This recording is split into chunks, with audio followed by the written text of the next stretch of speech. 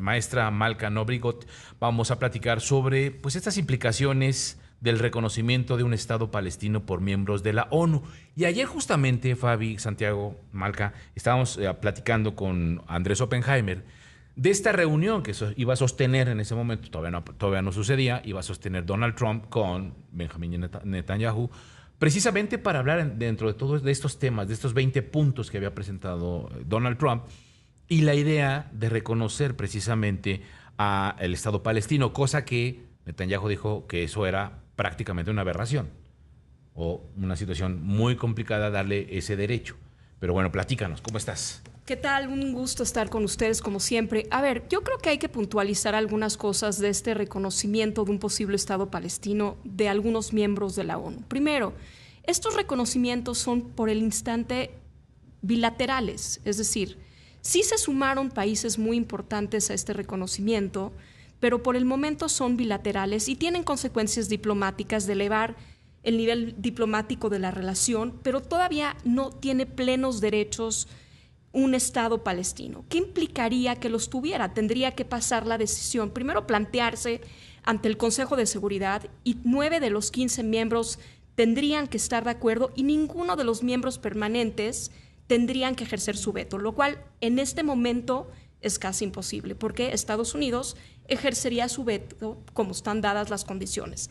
Ahora, el punto es interesante porque si nosotros nos fijamos en el derecho internacional, hay ciertos elementos, de acuerdo a la Convención de Montevideo de 1933, que tiene que cumplir un Estado, los cuales no se cumplen. ¿Cuáles son esos elementos? Primero, una población fija, lo cual un posible Estado palestino lo tuviera. Un territorio delimitado, pues la verdad es que está en contención. Este territorio delimitado no lo tenemos. Peor aún, un gobierno definido y unificado. Esto no existe. Debemos recordar que en Gaza se rige por Hamás, que es un grupo que no ha aceptado siquiera un Estado israelí. Y por otra parte tenemos a Fatah, que rige Cisjordania, que deriva su poder un poco de los acuerdos de Oslo de 1993. Entonces, este gobierno está dividido. Después, tendría que poder ser independiente, lo cual en este momento un Estado independiente palestino que pueda subsistir por sus propios medios no están dadas las condiciones. Ahora, debemos recordar que este Estado o este grupo palestino tiene un estatus muy particular en la ONU. Desde el 2012 tiene un estatus de observador. Entonces, ¿qué quiere decir este estatus? A diferencia de los kurdos o a diferencia de otros grupos, por ejemplo, los palestinos pueden participar en todas las reuniones, pueden proponer, son casi como miembros, salvo que no tienen derecho a voto. Ahora, es importante ese reconocimiento no tanto ya llevamos con estos 10 nuevos países, 153 países que reconocen un posible Estado palestino. Pero es interesante que Francia y el Reino Unido, que fueron pues potencias casi colonizadoras en el mundo, hayan decidido cambiar de bando y reconocer a un posible Estado palestino y con ello elevar sus tratos diplomáticos con, no sabemos con quién, porque ¿quién representa a los palestinos? ¿Hamás? Fatah, pues ¿quién representa? Porque eso es, de tener un gobierno dividido es muy complicado.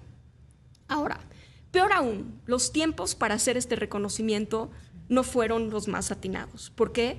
Porque le quitó poder a el posible socio viable de hacer la paz, que es Fatah, que es la autoridad palestina, y envalentonó a Hamás. Claro. Entonces, ahora Hamás entendió, o el mensaje tras bambalinas o entre líneas es: tú sigue peleando, tú sigue combatiendo, tú sigue haciendo lo que siempre has estado, te vamos a dar dinero, te vamos a dar reconocimiento, solo cuestión de tiempo. Entonces, eso me lleva a los 20 puntos o 21 puntos del acuerdo de Trump. Las posibilidades de que Hamás, que está todos estos 20 puntos que implican, uno, la desmantelación de Hamás, su renuncia a la violencia, porque recordemos que los estados no solo tienen derechos, tienen también obligaciones.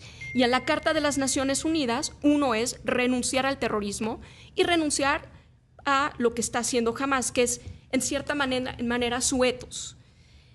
liberar a los secuestrados. Pues es muy complicado porque eso le da muchísima munición a Hamás para seguir adelante en su lucha. En el momento en que libere a los secuestrados y de los cuerpos de vuelta de estas personas que murieron en su poder, pues entonces le quita todas las herramientas para una negociación.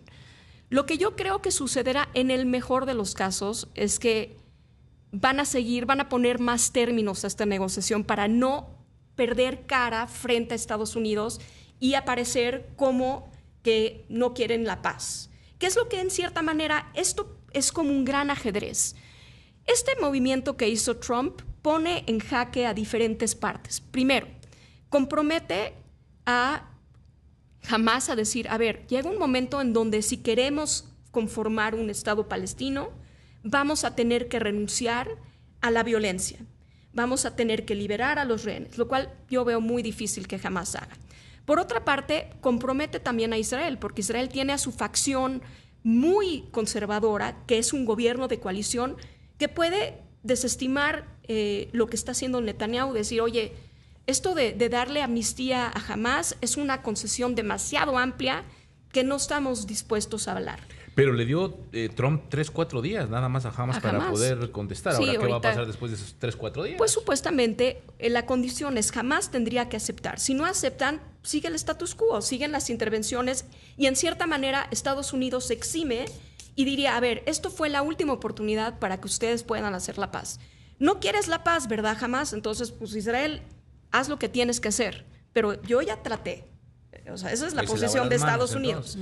Y por otra parte compromete a Qatar y Egipto que han estado, o sea, digo que fue muy mal el timing de una aceptación del Estado palestino por parte de Francia y por parte del Reino Unido, que son los más simbólicos, hay otros países, porque se estaba llevando una negociación en Qatar, muy importante desde hace muchos meses, que en el momento en que se le dio un premio o un dulce a Hamás, pues dijo, no, pues mejor yo aquí quito las manos y sigo adelante con lo que me ha funcionado, ¿no? Y lo que le ha funcionado es plantarse en terrorismo, plantarse y hacer todas estas cosas. Ellos han dicho que van a repetir el 7 de octubre. No hubo una presión de la comunidad internacional de decirle, a ver, o sea, ¿quieres un reconocimiento? Pues a cambio da esto, nada del tipo. Y fue un poco esto interno. Es decir, si nosotros vemos a Macron y vemos a Stramer y vemos a todos estos líderes, a Sánchez, bueno, ellos el problema palestino les encanta. ¿Por qué? Porque diversifica la atención. Son presidentes o líderes que han perdido muchísimo poder dentro. Entonces, esto diversifica la atención y pone un lobby muy importante que los apoya, que es la parte de quienes votan musulmana, los va a apoyar incluso más, porque eso es un tema que es muy importante con ellos. Entonces, eso, en cierta manera, pues envalentonó a Hamás y Hamás no tiene muchos incentivos para suscribir al plan de Estados Unidos. Por otra parte, Egipto y Qatar, que son los grandes mediadores, pues ahora tienen una presión mucho más grande de ser vigentes y de probar que son verdaderos mediadores. Y por otra parte, también compromete, o sea, es interesante el plan de los 20 puntos de Estados Unidos porque plantea que este problema entre Israel y Hamás es un problema regional. Entonces, ata las manos a otros países árabes y musulmanes a intervenir para que haya una aceptación mutua y para garantizar la paz. Pues habrá que esperar. Habrá primero que pasen esos 4 días, el término que pone Donald Trump, y después habrá que retomar el tema, mi querida Malca. Con muchísimo gusto. Semanas. Gracias.